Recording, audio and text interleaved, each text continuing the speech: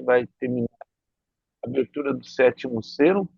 Nós vimos antes, e então os 7 anjos que tinham 7 trombetas preparam-se para tocar aí.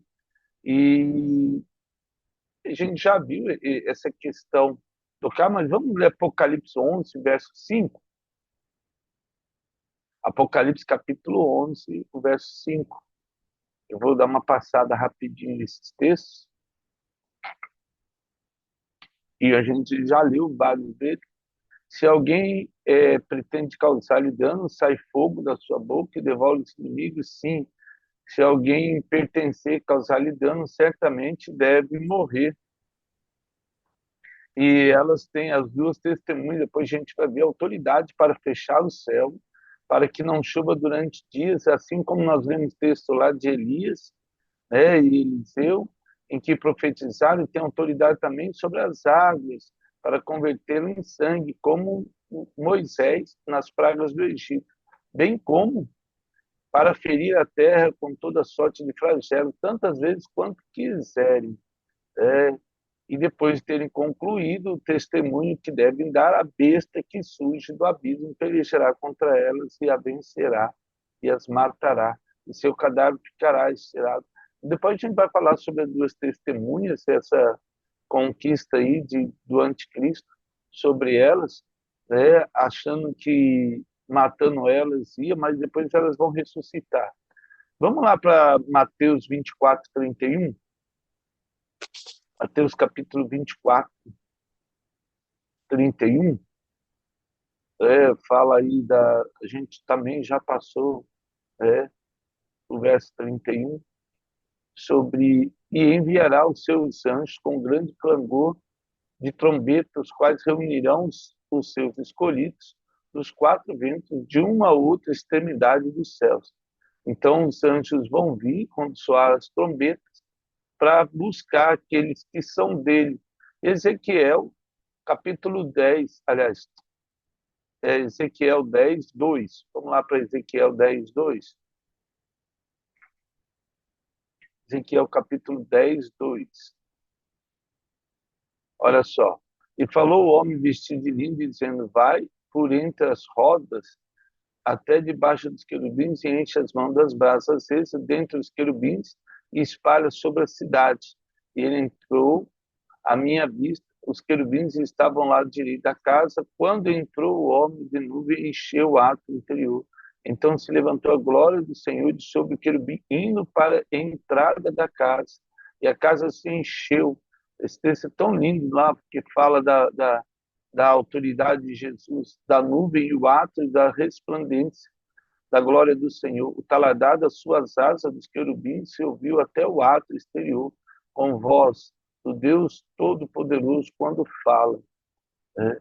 Então, todos esses textos aí vão falar sobre os anjos que tinham as 7 trombetas preparados para tocar. Esse texto que a gente leu, depois pode ler Amós 4, 4 também, e Zacarias 10, 11, vai falar sobre isso aí. E a chuva de Saraiva aí também, que a gente já viu no verso 5 também.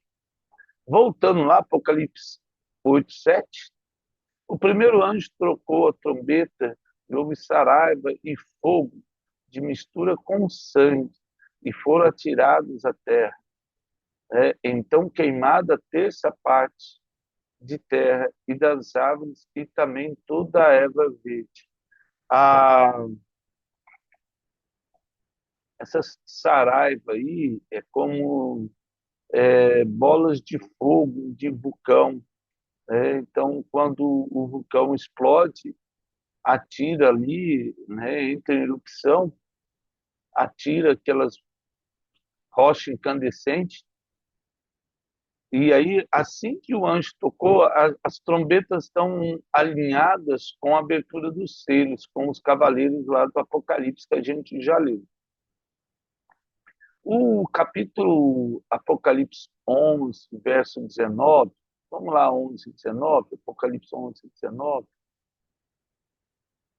ele, capítulo 11, verso 19.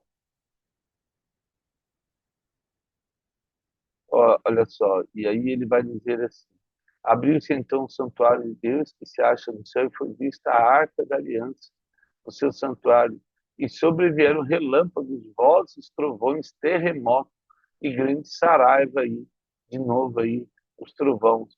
E se alguém pergunta onde está a arca da aliança, depois a gente vai falar sobre isso, né? Olha onde ela está aí, no santuário de Deus, intacta. Ezequiel 38, 22, vamos lá para Ezequiel 38, 22. Ezequiel 28, 38, isso, verso 22. Vamos lá, 38, 22. Contenderei com ele por meio da peste e do sangue, chuva inundante, grandes pedras de saraiva, aquilo que a gente falou, fogo e enxofre farei cair sobre ele. Né? Então, toda vez, o enxofre está muito ligado aos vulcões. Ele entra em erupção, primeira coisa que sai é enxofre, né? E farei cair sobre ele, sobre as suas tropas e sobre muitos povos que estiverem com ele aí, com o anticristo. Assim me engrandecerei e vindicarei a minha santidade. Me darei a conhecer os olhos de muitas nações, saberão que eu sou o Senhor. Né? Ezequiel 38, ele é bem profético e ele fala exatamente dessa questão ele é profético com relação à vida do Senhor Jesus. Né? Muito. Depois dá para ler esse texto aí. Vamos lá, então, ó, um terço da terra aí foi ferida. Então, vai gravando isso, né? Ah, nunca houve, nunca haverá uma ação tão grande como essa. E a gente viu que tudo aquilo que misturou sangue com é, é, bolas de fogo, porque muitas pessoas vão morrer aí, né? As florestas vão ser queimadas. Nós temos aqui o ciclo do fogo que pega o Pacífico, né? São vários vulcões. O Brasil está no meio de duas placas tectônicas, né? A Nazca aqui e a sul africana. A gente está na sul americana e a africana está do outro lado do Atlântico, ali no dorsal do Atlântico. Então, assim, e o Cusco em cima no México, quando acomodar essas placas tectônicas aí, o Brasil vai estar bem, assim, mais é, geograficamente a localização dele. Mas não quer dizer que a hora que as bolas pegarem ali de fogo ali, a toda essa região do sudeste do Brasil foram atingidos pelas erupções dos vulcões no Chile. Né? Então, isso lá atrás, período Cretáceo lá. Agora, imagine se pega de novo aqui, todas as florestas da nossa região também serão queimadas. Então, um terço do planeta vai ser queimado aí. Aí começa, essa parte aí é metade da tribulação para o final, porque já começa a ficar ruim. Né? Eu tenho um arrebatamento, então alguém falou, qual que é a questão? Depois do arrebatamento, parece que tudo vai ficar bom. Diminuiu a população mundial, ou seja, vai gerar emprego para todo mundo, vai ter moradia para todo mundo, vai sobrar alimento para todo mundo. Só que daí, depois de 3 anos e meio, quando o anticristo se levanta, as coisas parecem que não começam a dar certo. Além de uma guerra nuclear aí, do ódio, e aí tem essa questão da terra se acomodar aí para a vinda do Senhor Jesus. Vamos para a segunda trombeta aí, Apocalipse 8, 8. Então, ó, essa aí, primeira aí, a terra é atingida. A segunda trombeta aí, o segundo anjo tocou a trombeta, e uma com grande montanha ardendo em chamas foi atirada ao mar, cuja terça parte se tornou em sangue. E aí, olha só, a gente pode até ler o verso 9, a gente fala, e morreu a terça parte da criação e tinha vida existente no mar, e foi destruída a terça parte das embarcações. Ou seja, o número 3 sempre é um número divino aí de completar um ciclo, né, de fechar aí, teve começo, meio e fim. Então, o número 3 é a terça. Primeiro foi a terra, que foi atingida, e agora é o mar. Lembrando que o mar é fonte da vida, né?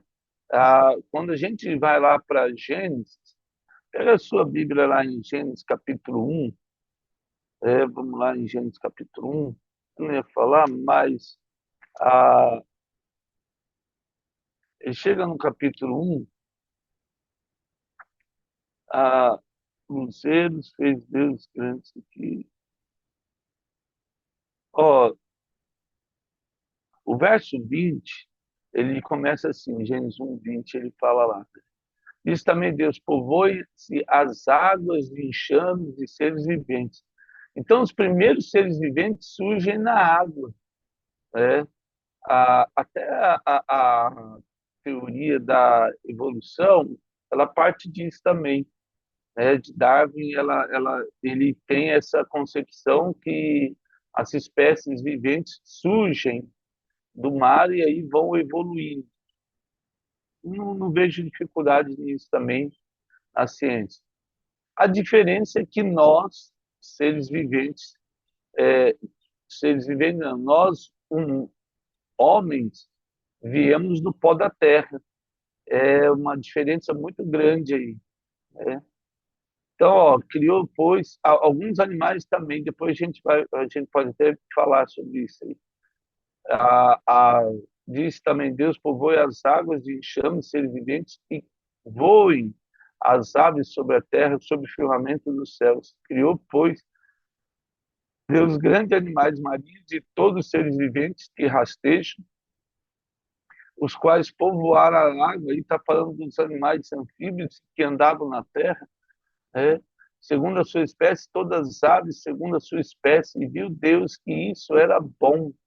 E Deus abençoou, dizendo, sede fecundos, multiplicai-vos e enchei toda a terra, e, né, as águas do mar, e na terra se multiplicaram as aves, e houve tarde e manhã no quinto dia. E aí depois, olha só, produz a terra seres viventes, aí conforme a sua espécie. Então nós também surgimos aí de uma linha, por isso que se você pegar qualquer espécie, um primata, como é o nosso caso, os mesmos elementos, fósforos, proteínas, ferro, tudo que tiver, vai ter em qualquer primata aí, que tem em nós aí. Então, assim, a, a teoria da evolução, ela não está toda errada. A questão é que faltou essa ligação aí com relação à ação de Deus, né? Aí eles têm um vácuo, né, na teoria da evolução, que eles não conseguem associar o passado, as espécies do passado com as espécies agora, né? Desde os primatas lá, o Homo sapiens, o Neandertal, eles não conseguem fazer com relação a homens, né, a da atualidade aí, sapiens sapiens. Eles dizem, né?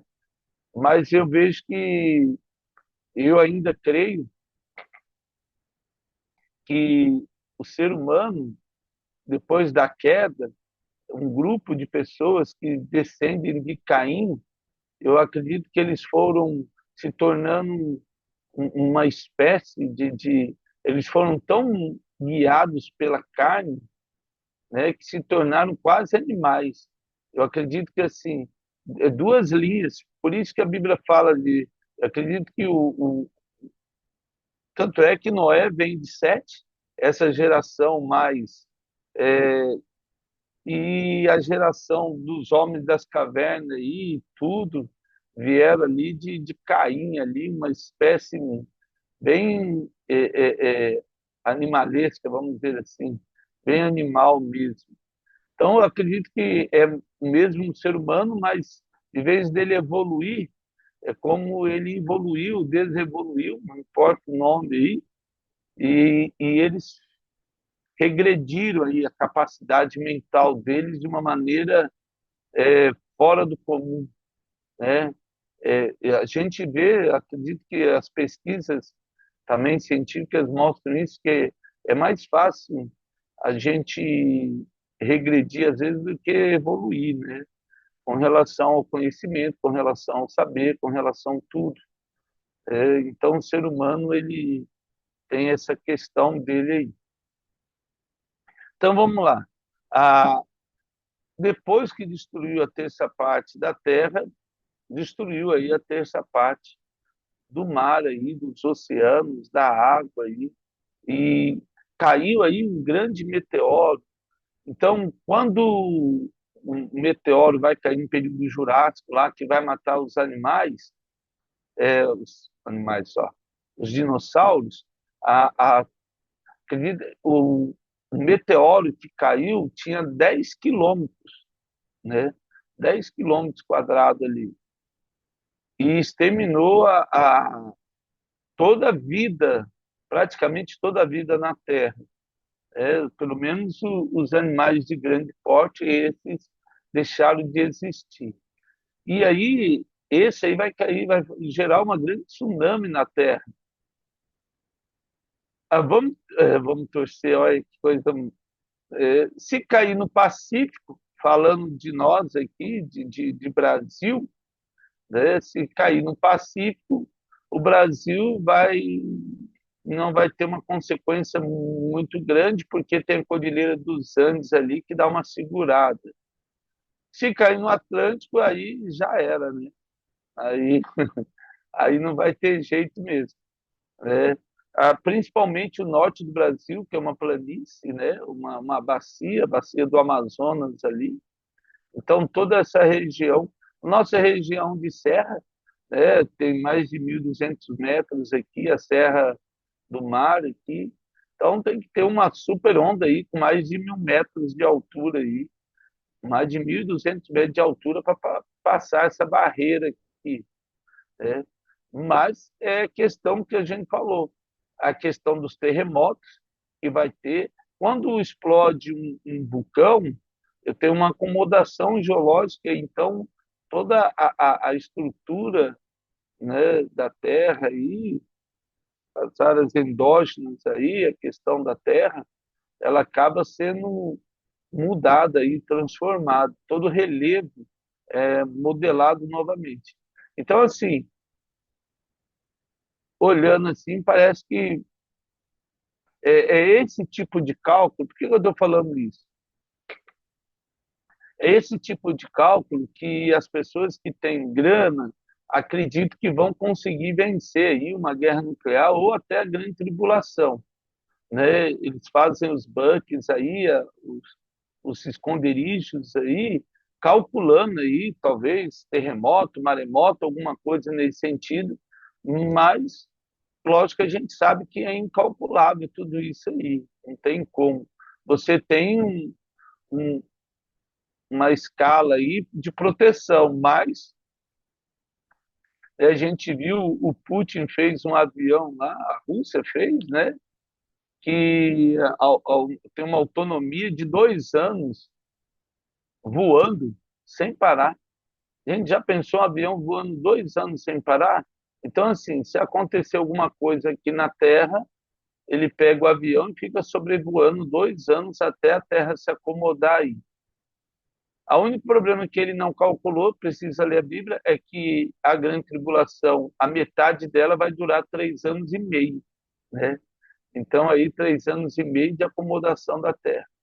Um terço da Terra já morreu, né? Vamos imaginar que nós somos hoje 8 bilhões de pessoas, então aí, né, 2 bilhões, quase 3 aí, vão desaparecer depois as embarcações aí, os peixes, os animais marinhos, um terço também vai ser destruído aí, né?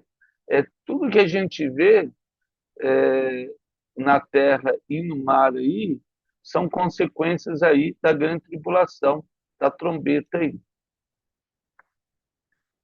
Vamos lá em 2 Tessalonicenses, vamos Jeremias, aliás, Jeremias 51, verso 25. Jeremias 51, verso 25. Tá bem? Vou ler alguns textos aqui para a gente ler o 8 e 9. Jeremias 51, verso 25.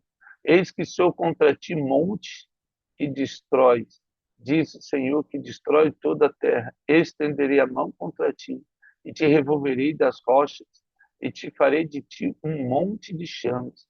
De ti não se tirarão pedras, nem para o ângulo, nem para fundamentos, porque se tornará em desolação perpétua, diz o Senhor.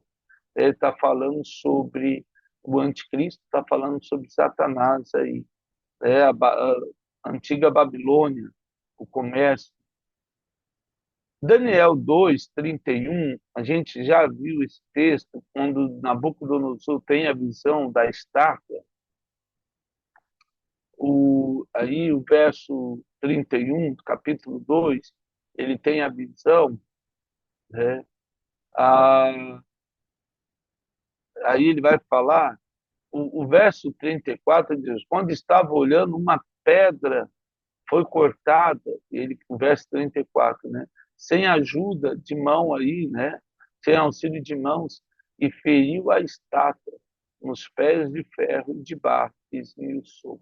Então, todos os reinos, quando Deus se tornou essa pedra angular, a pedra de tropeço, ele fala lá nos evangelhos, ele joga para esse comércio, esse sistema, é isso que a gente vem falando, né? Não importa o sistema que o mundo usa, talvez um melhor, outro pior, uns acham esse, aquele melhor, no final, indiferente, eu acredito que todos os sistemas econômicos são corrompidos pela mentira de Satanás, seja o socialismo, seja o capitalismo, seja o anarquismo, né? E não importa a forma de governo, parlamentarismo, presidencialismo, monarquia, todos os sistemas políticos e econômicos, eles são corrompidos pela o pecado do ser humano. Alguns podem, esse é melhor, esse... No final, o único governo realmente que vai valer a pena é o governo do Senhor Jesus, né? Esse não vai ter corrupção. Por que não vai ter corrupção? Porque os auxiliares dele serão a igreja, né? Nós, o galardão. Eu creio nisso aí, depois a gente vai falar um pouquinho sobre essa autoridade que Deus dará à igreja para governar juntamente com ele, porque existem pessoas que vão continuar casando e tendo filhos, multiplicando e enchendo todo o universo. Então, o, não vai ter fim a humanidade e nós também não vamos ter fim. Vai ser o que Deus queria lá no Jardim do Éden. Começou lá no jardim e era para povoar todo o universo. O pecado mudou isso aí. Satanás quer proliferar o pecado, achando que ele vai realmente governar todo o universo, porque o homem está corrompido, né? Por isso que Jesus fala, né? Ah, quando alguém chama ele de bom mestre, ele fala, bom, quem é bom senão Deus? Né? Já dá uma cortada ali e fala, filho, nada de bom vem se não vier do alto, diz o Senhor. Tudo que é bom vem de Deus. Tudo, tudo, sem exceção. Não tem nada de bom que venha do ser humano, né? Nada. A gente faz ações, atos de bondade, pelo o constrangimento do Espírito Santo sobre nossas vidas, que nos orienta, que nos ajuda, graças a Deus, a não nos, como diz o apóstolo Paulo, não se vos, né? Se vós acaba aí se como amassando, se ferindo, não vai sobrar nada de ninguém, né? Então vamos lá. Continuando aí, ó. Então